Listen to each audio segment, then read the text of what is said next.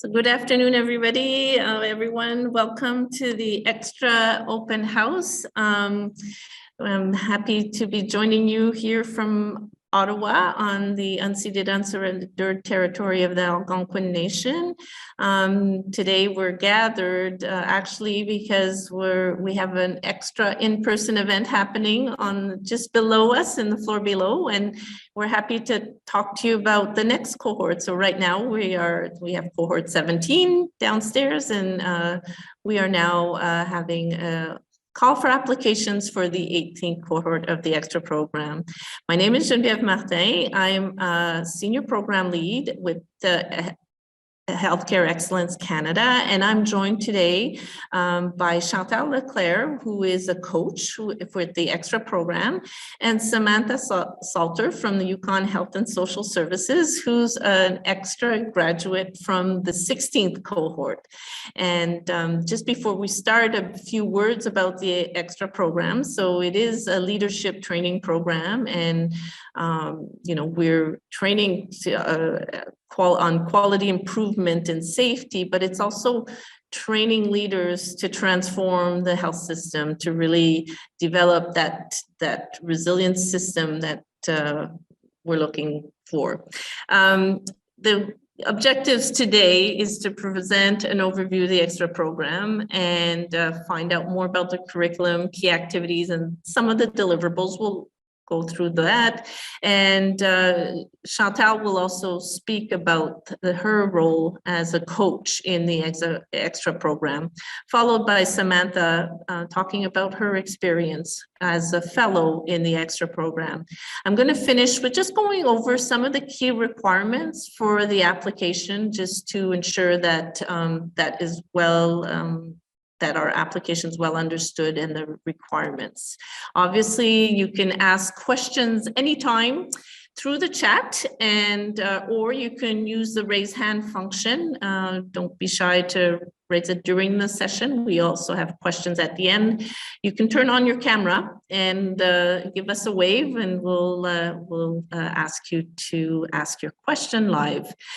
We are recording the session, and we will put it on our website in the following days for people to be able to watch. And so the extra program is part of Healthcare Excellence Canada. If you don't know about Healthcare Excellence Canada, it's a fairly new organization. We amalgamated, two organizations amalgamated, the Canadian Foundation for Healthcare Improvement amalgamated with the Canadian Patient Safety Institute to become Healthcare Excellence Canada. On the screen, I put our strategic plan and just showing that one of our hows is to build capabilities to enable excellence in healthcare. And that's really where we see the extra program, is that we want to build the capacity of leaders in healthcare and social services to transform the system, to improve the system. And in our focus, you'll see that one of the focus is pandemic recovery and resilience, and the extra program is really focusing some of the curriculum on training leaders to build resilient systems. Our quality and safety perspectives of our plan, of our strategy, are really woven into our program also. So having lived experience, so involving people with lived experience in your projects, in your teams, is really is a big part of the extra program. To ensure that you hear that voice throughout your project. They can also be part of your core team if you would like to have somebody with lived experience right at joining the extra program with you. Also put emphasis on people in the workforce, the providers, and bringing value to the system. And we do touch on, making sure that we're delivering care in a culturally safe and equitable way, and really thinking about First Nations, Inuit, and Métis priorities. So this slide shows a bit the whole components of the extra program. So the fellowship team, 3 to 5 people form a team, not necessarily from the same organization. So you can form a team with people from partner organizations and think of a project that is an integration project. You can form a team with another ministry.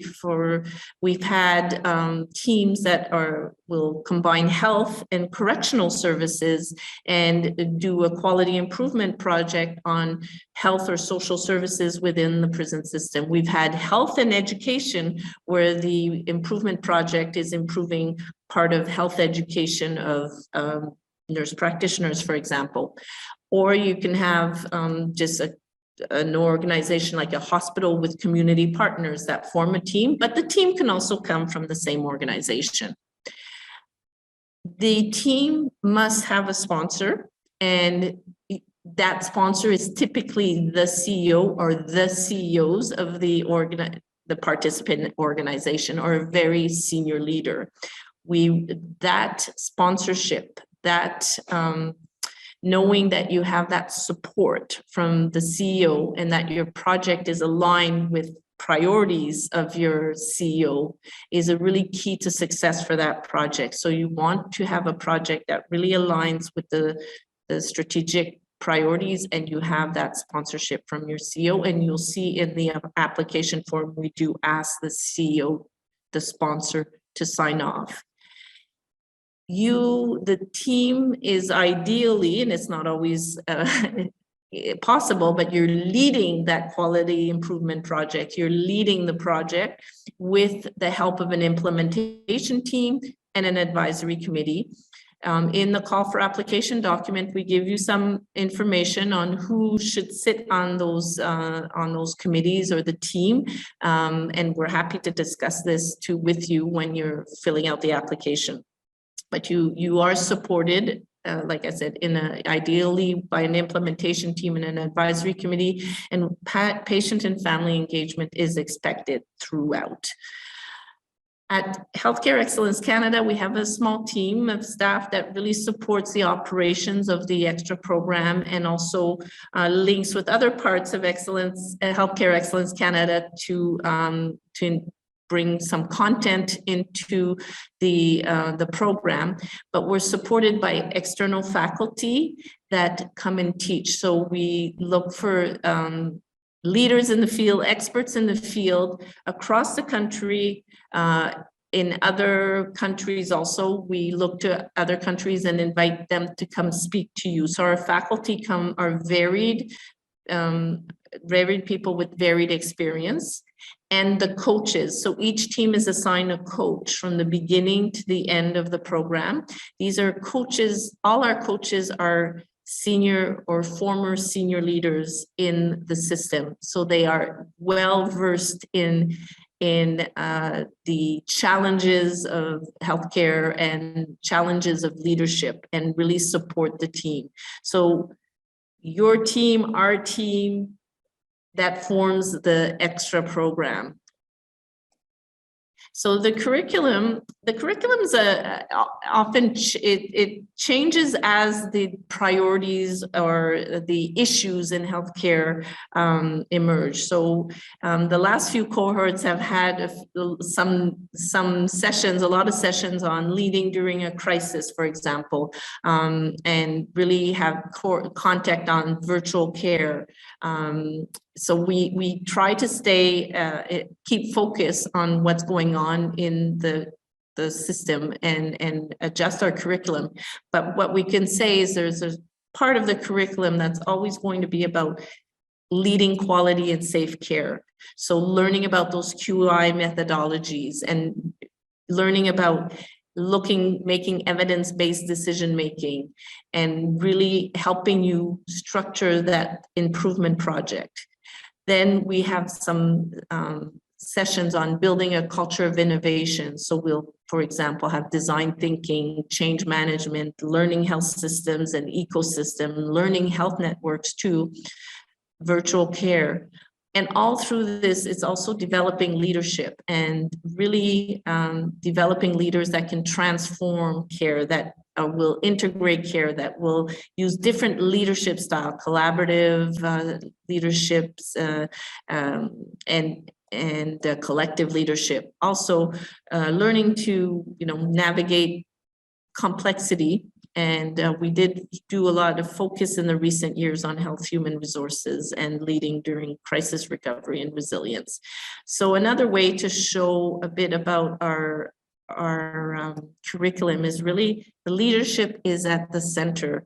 We are developing leaders, so individuals' capabilities and capacity to lead improvement, to lead safety, to lead transformation. But also we're developing organizational capacity by developing these leaders of organizations. And often we have organizations that send teams more than once to develop that organizational capacity for QI and change management. So this is just another way of putting some elements of our curriculum, but really stressing that it's a leadership development program. On the right side, put a few examples of deliverables that would be asked of the team during the curriculum, during the program. So an example is to develop a driver diagram on your project, and that really makes people reflect on what exactly is the problem I'm trying to solve, what's my aim, and what are those different drivers, and what will be my change ideas. And we work with you from start to finish on that. And then developing some patient journeys, some provider journeys, measurement plan.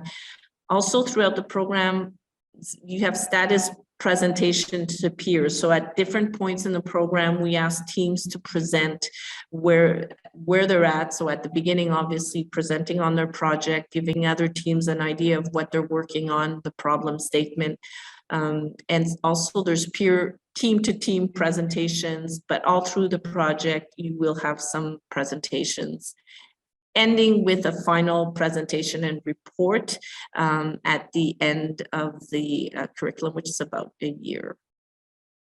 So the way the program is delivered in the past few years has been delivered virtually with webinars and workshops. And as most of everybody in working virtually, we've gotten better and better at getting the dialogue and engagement, but the tools are there to really create a lively virtual interaction during our workshops. We have just started, as I said at the beginning, our in-person workshops. So these, we bring everybody together in one spot, and then we do some content. And the content in the in-person workshops tends to be a bit more content where you're working together. So we take that time that the teams are together, the coaches are there to work on some of the advancer project. All our tools and resources will be on a virtual platform that is accessible to you and your team, and just includes all the slides, recording of the sessions, tools, readings, and a place to post your deliverables. So we do offer an online platform. The program is bilingual, and so some presentations are in French, some are in English. We always offer simultaneous interpretation so that you can always listen in the language you're most comfortable in, but you can also ask your questions or write in the chat in the language you're comfortable in. It will always be translated. So if the presenter is French speaking, you can ask your question in English and it will be answered for you. So it is a bilingual program. It's not quite 50-50. I would say we tend to have more English presenters than we do French, but there is quite a bit of French content.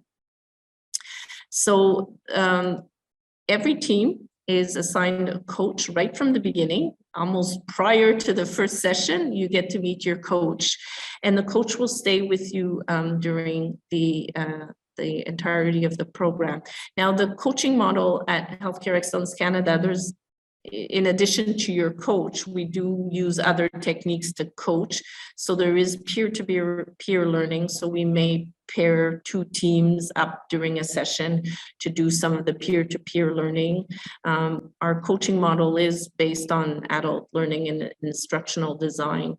We also have other coaches. So for example, right now at our workshop, there is an Indigenous resource coach present here, and then we can that resource is available to all the teams. So any team that needs a specialized coaching, we will go and find an individual with that expertise to coach you. Coaching is virtual or in person if possible, and also that last piece is that strategic and tactical coaching. And this is maybe where I'm going to pass the mic to Chantal Leclerc to introduce herself, and she's a coach, and maybe speak more to that. So Chantal, the floor is yours. Great, thank you. Thank you. Just needed to get myself unmuted.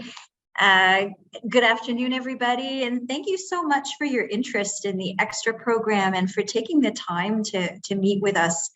I am Chantal Leclerc, and I am a registered nurse. I have spent my career in healthcare. I was, up until recently, the CEO of a large regional health authority in Eastern Ontario. I have about 15 plus years of senior executive experience in healthcare. I recently moved over to education, which for me is a nice way of continuing to work on health through targeting a social determinant of health. I joined the Extra program about 2 years ago because, first of all, I had heard about the program. I knew some colleagues who had participated and was certainly aware of the great reputation that the program had. I also wanted to be able to be involved in something I'm very passionate about, which is continuing to improve our healthcare system at many, many different levels. I have to say I've been incredibly impressed by the caliber of the teams that come and by the amazing faculty that the program is able to attract. I'm sometimes a bit starstruck. There are some people here that I've heard about or read their writings, and now have the opportunity to work alongside them and meet with them. So it's really impressive. And I have to say, even after this many years in healthcare, by virtue of attending the same sessions that you would be attending, I continue to learn every day. And I find that two of the beauties of the Extra program is the great variety of tools and tips and tricks and different methods that you'll be able to add to your toolkit, some of which you've maybe heard before, but not in the same way. And also the opportunity to be networked across the country. We tend to work with people in our own regions or in our own provinces. We tend to know the people who gravitate around us. We may not be aware of something incredibly exciting or innovative that's happening in another province or territory. And building those connections is absolutely incredible. So the coaches are all seasoned, experienced individuals who have a range of interesting backgrounds. And I really think we do work as a team. So although you'd be assigned an individual coach, we help each other out too to make sure that we're bringing you the best and greatest and latest advice and expertise that we can.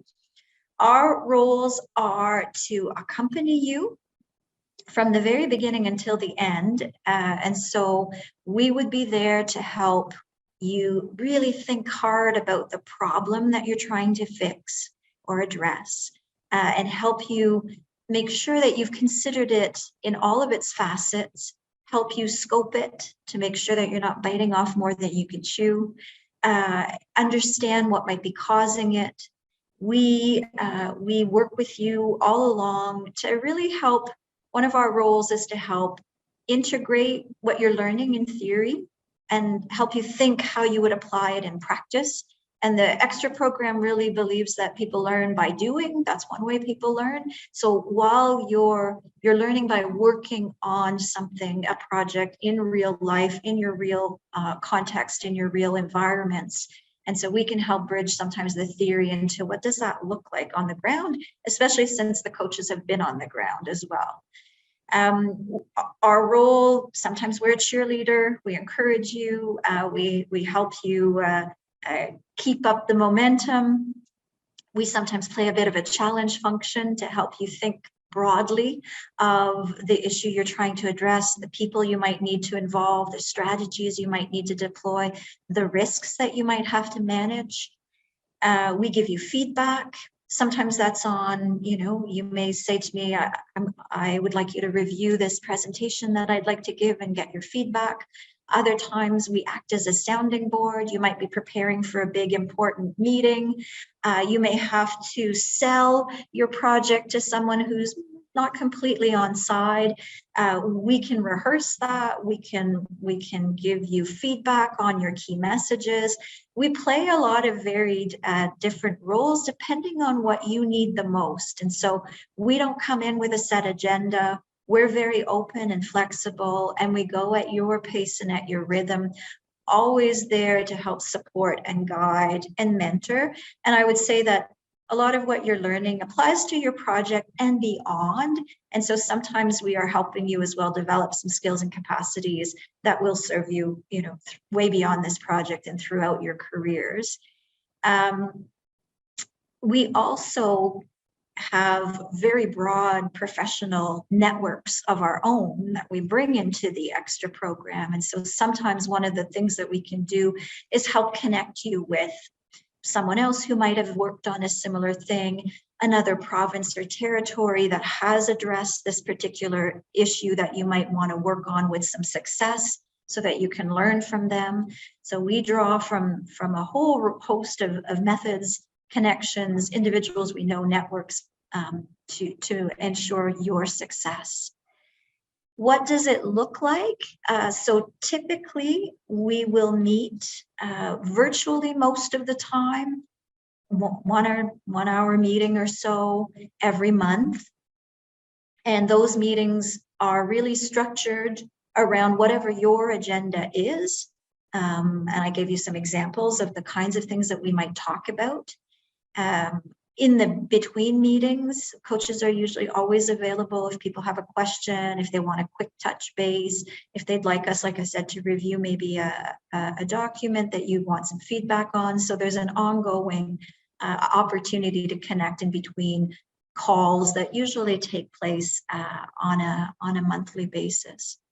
So I think I'll hand it back to you, Geneviève, and I'll be happy to elaborate on the role of the coach and the relationship with the teams, or answer any questions that you might have. But I would, just in closing, highly encourage you to consider this program. Like I said, I have been incredibly impressed by the caliber, the quality, and the fact that this is pan-Canadian, which is not something that you can get in many other initiatives.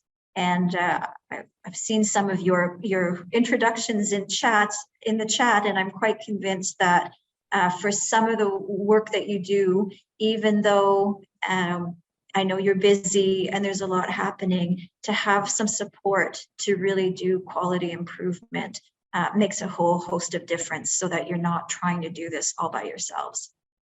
Thank you, Chantal. Thank you. I was also reading the chat and seeing everybody. Thank you for introducing yourselves, and it'd be really exciting to talk to you, and I'll speak to that in a few minutes about how we could connect. But right now I would like to invite Samantha Salter, who is an extra graduate from the 16th cohort, to speak. Samantha, welcome.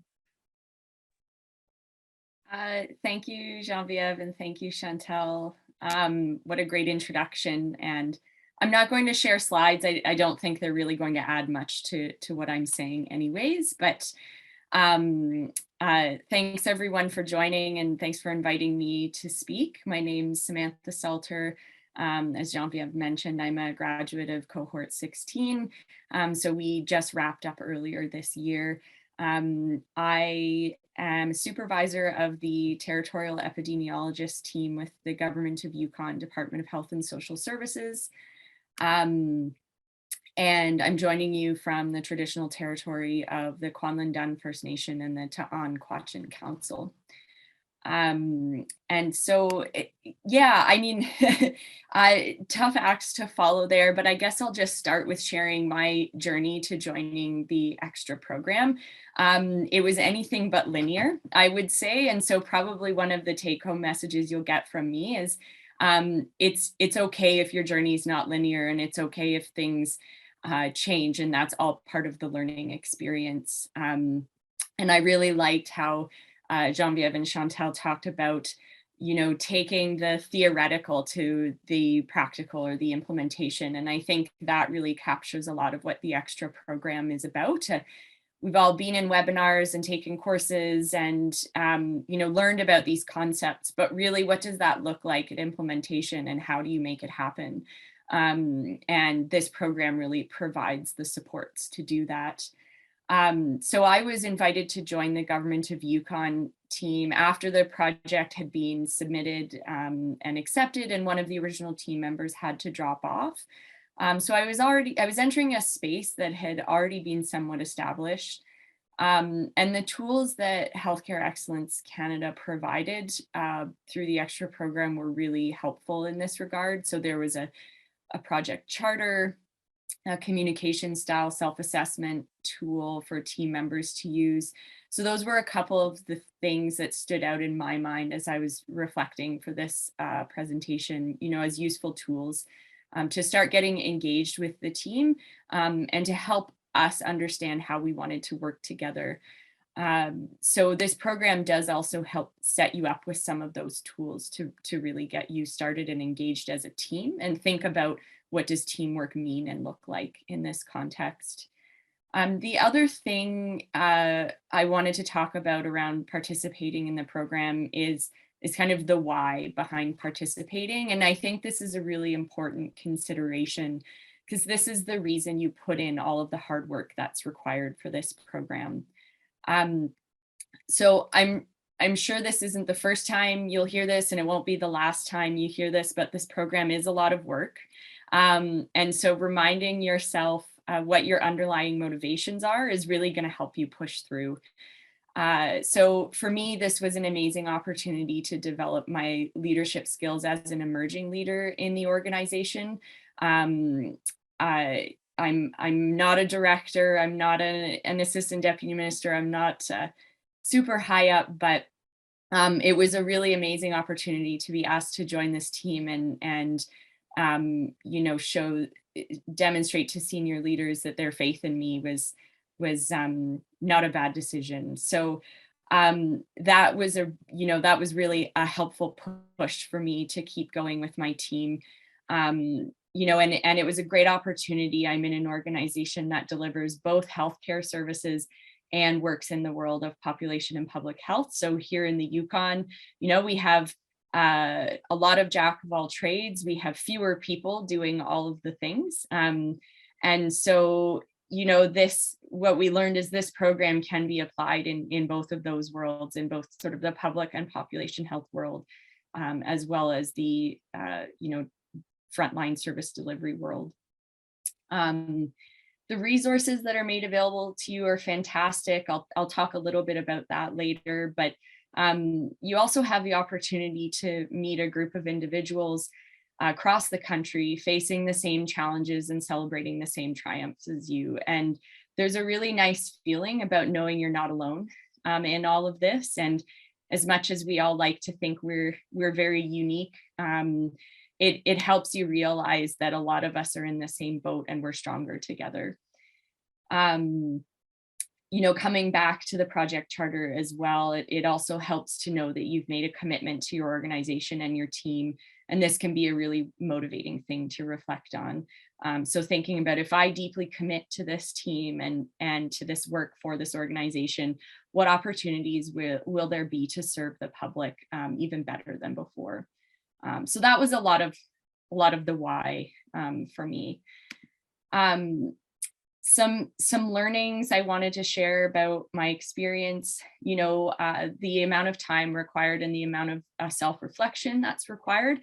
This is not to be underestimated. And I would say, make sure you're setting aside time to really engage in the workshops. I just learned that you're back to in-person workshops, which is fantastic. We started in 2020, and so all of our program was virtual. And for me, it was really important to do things like book separate meeting rooms for virtual workshops, don't sign into email, try to reduce the amount of distractions so that I could really engage with the speakers and the material. The other thing that worked well for us as a team was setting aside days where we could join those virtual workshops together. So we made sure we had a meeting space where we were there together. Again, it was a bit of the team holding each other accountable, making sure that that time was blocked off, and we were there to participate in discussions together.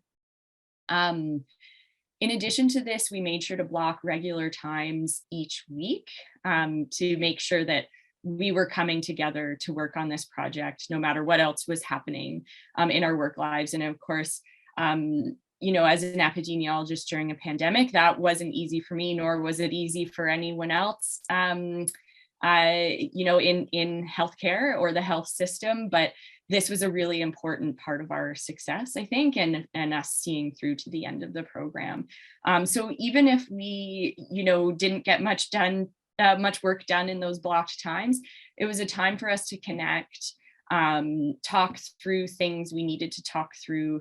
And we are actually still to this day using the same protected time slots to meet and continue moving our work forward even after the program has finished. Another learning is, and again, Geneviève and Chantal talked about this a little bit, is really defining the problem. So pose the problem and understand it. Our project changed substantially from what was originally submitted to HEC. So I think the project that was originally submitted was developing an indicator framework, and we went down the path of developing a data, evidence, and knowledge-informed decision-making process. So I was told our team was told time and time again that that was okay, that changes are normal, and this is all part of the process. And so don't be afraid to really dive into the problem definition and spend what seems like an excessive amount of time on that, because it's really worth it. I can't emphasize that enough. And actually part of our project is now getting that problem definition piece out to the rest of the organization. So it ended up making the project way more useful to the organization. Accessing resources, regular meetings with our coach were invaluable. So we had frank discussions, we had regular touch points. It was a really safe space to get feedback on our project and our progress and the challenges we were facing as a team. And scheduling regular check-ins with our coach helped keep us accountable. So Chantal mentioned having an agenda. When we knew there was an upcoming meeting in our calendar, that meant we had to be accountable to get something done and make sure we were not wasting anyone's time. So it was a helpful accountability piece for us too. The guest speakers and instructors were amazing resources. We did take advantage of some individual meetings with other coaches and other instructors. So the extra program was really great in facilitating any additional conversations we wanted to have outside of the workshops and the virtual webinars. There are lots of what I call nuggets that came out of these sessions that we were able to apply to our project. And for example, given that our project ended up being developing a data, evidence, and knowledge-informed decision-making process for our organization, we revisited Francois Champagne's presentations repeatedly as a reference. So that's one example I can give. The other thing we learned a lot about was humility and self-awareness. So I think these are key to being a successful leader for any project or program, and Extra is no exception. So you'll receive great feedback from your coaches and peers. And as long as you remain humble enough to receive that feedback, you'll benefit from the program. So go in with an open mind and an open heart, and you'll learn a lot that can be applied even in your day-to-day work beyond the project itself. And then sustainability. So as I mentioned, we had several changes throughout our project. The project itself, our team members, senior leadership, we got a new minister halfway through. And so, and getting our advisory committee up and running was a lot slower than we would have liked because of some of these changes. But once we did meet, that advisory committee was key to helping us ensure we continued on a path that would be of value to the organization and to Yukoners. And so we learned early the importance of trying to do work that didn't depend on any single person being in any single position, but that could be picked up and championed by new leaders. So we're still working on that, but that is that's a really key and difficult learning from sort of the theoretical to the practical, I found. And then finally, a few keys to success for us were, senior management buy-in, and Geneviève talked about this, about having that sponsor. That was really key to us being able to protect some time and to keep working that into our work plan and keep going. I mentioned the coaching. Christina Kraus was fantastic and always made time for those discussions that we needed.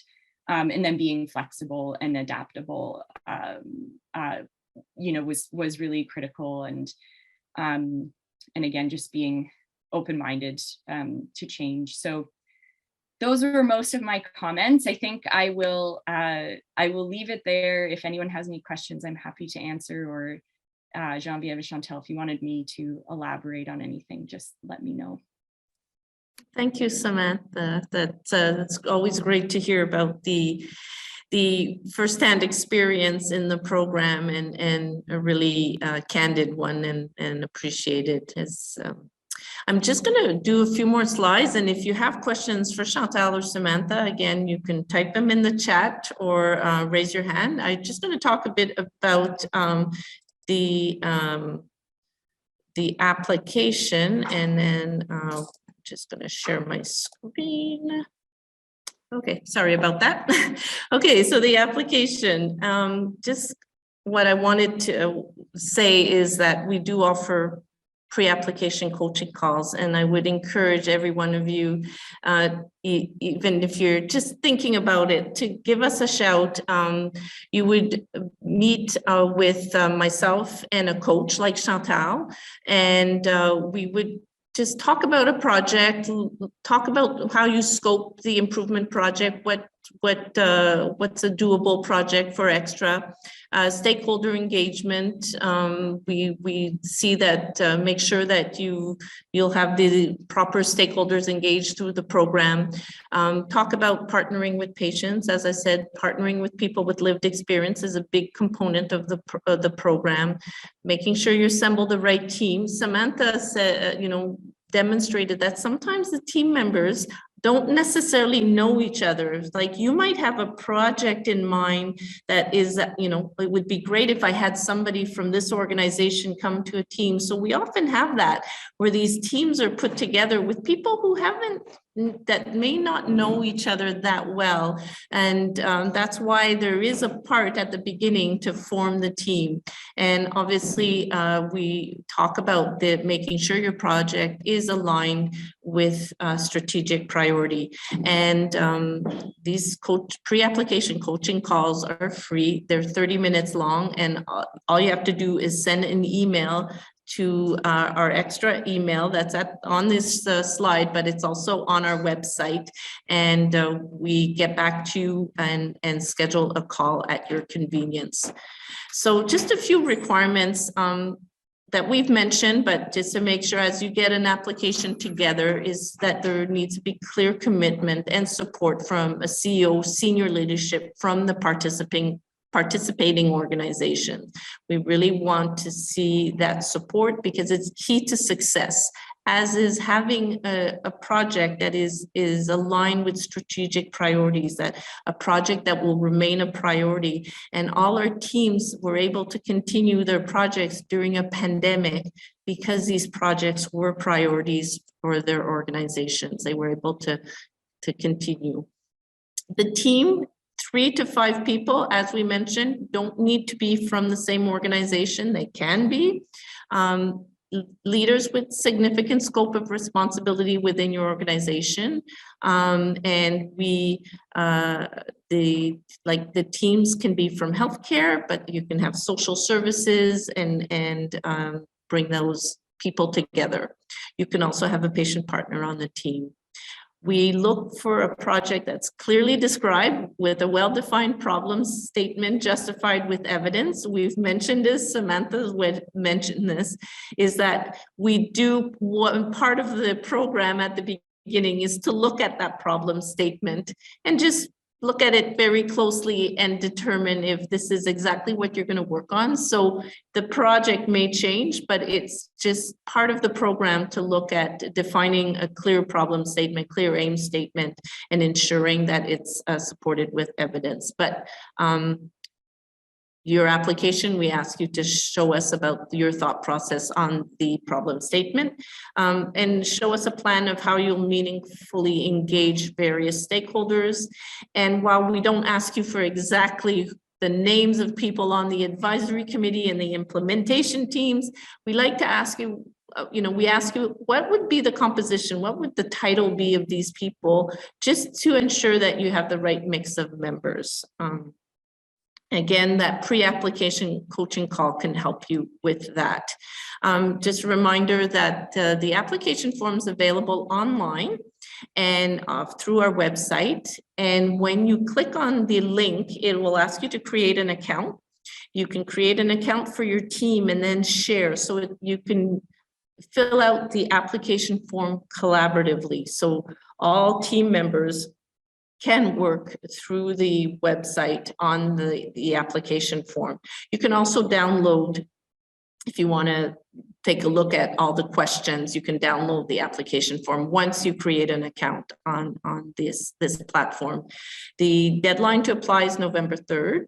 And just a few other things is that in the application, there's elements that we ask you to designate one person in the team to be a contact person, just easier to have that one person that will remain our contact person with HEC for different communications. We ask that there's a organizational chart included for all participating organization, and we just ask that you highlight where you sit on the organizational chart. We have a conflict of interests policy that's attached. Please read it and declare any potential conflicts once you've read the policy. And as we need to see the confirmation that there is an executive sponsor to your application. So some key dates, as we said, November 3rd, the deadline to apply. During a few weeks after, we convene what we call the merit review panel, where experts will review the applications and make decisions on who's accepted to the program. At this time, when the merit review happens, we make sure that all the feedback from that panel is communicated to you, whether or not you have been accepted in the program. We give feedback on this merit review process to all teams. The final decision is the HEC senior leadership on participation to the program on the advice of the merit review panel. The teams would be notified in early December, and the program would start early in 2023 with some virtual component and hopefully followed by a in-person workshop. We're looking at February, March, but as you know, those dates are always a bit difficult. We're looking at everybody's school breaks to ensure that we do not conflict with school breaks. So that is the key. I've put this slide in, won't talk to it much, but I just wanted to let you know that we are partnering with the Canadian College of Health Leaders. And by joining the extra program, you do meet some requirements for their certified health executive designation.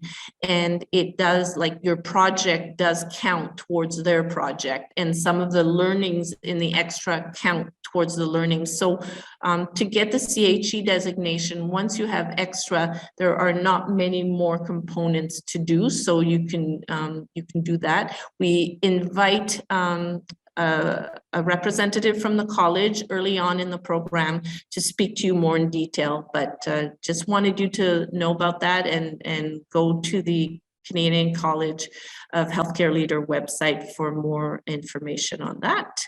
Again, we are always available. Just send us an email. Our extra email address is on our website under the extra program, but send us an email anytime. Happy to answer any questions. We post extra related and HEC related tools and webinars on LinkedIn and Twitter. They're the most used platforms of Healthcare Excellence Canada, and subscribe to our newsletter. So at this point, there's one thing, the cost of joining the program. So the cost is $5,000 per fellow. And what we cover in those costs are any in-person event. We will cover the travel costs, the hotel, and 2 meals a day, so the breakfast and the lunch. So the costs are to cover those costs for the in-person workshops. So I will see if there's any questions. Chantal, myself, Samantha. Oh, and I see we're over time. So thank you for joining us, and hope to see you soon.